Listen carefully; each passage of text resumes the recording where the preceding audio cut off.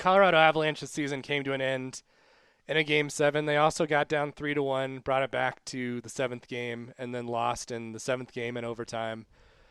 They had a lead in the third period. It was very reminiscent of the 2014 loss where they had like 4 leads against the Minnesota Wild and lost in overtime. The big difference, of course, being that the Avs were very hurt by the time we got to Game 7, where they had lost both of their goaltenders, their captain, Giannis Donskoy and Calvert, who are like playoff guys. They're like the grit guys for the Avalanche, lost both of them.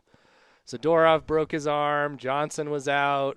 It was a disaster. Yeah. And so it was disappointing, especially because they rallied back. Like, imagine how you'd feel if the Nuggets had lost to Utah after getting back to a Game 7.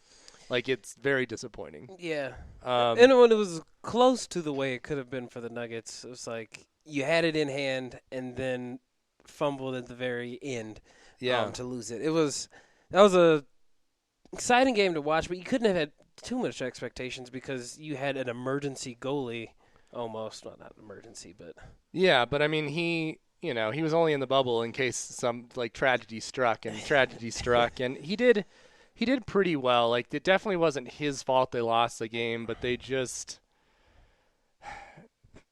too many opportunities slipped by.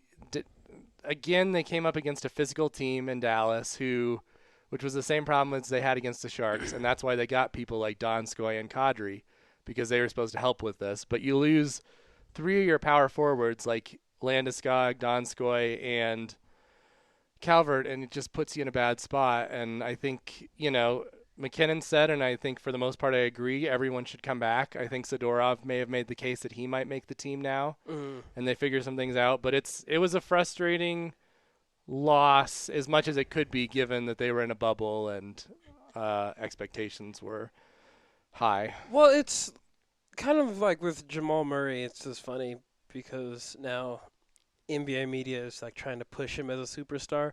They have like full commercials, Nuggets, Clippers, and it's just Jamal Murray. It's crazy.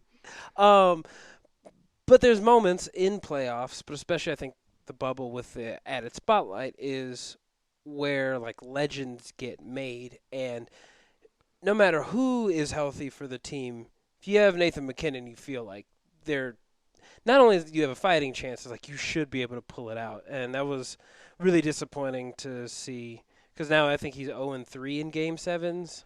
Yeah, and the Avs have lost their last 5 Game 7s, going back to 2002 when they lost 7-0 to the Red Wings in Game 7 of the 2002 Western Conference Finals. It's been a rough ride. And I ranked them like on Twitter, and this was the least painful of the 5 losses because they were so hurt. It was the bubble year, like all of these things, but and they were down 3-1 and came back.